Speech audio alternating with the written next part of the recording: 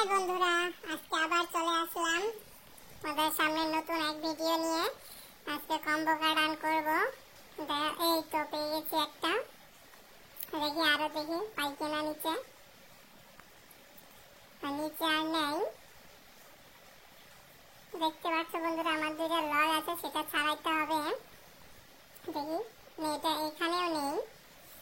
ও এইখানে পেয়েছি কিন্তু লগ ভিসি ল্যাবস, এটা 15 লেভেল পর্যন্ত নিয়ে যেতে হবে, তারপর আমার লকটা খুলে যাবে।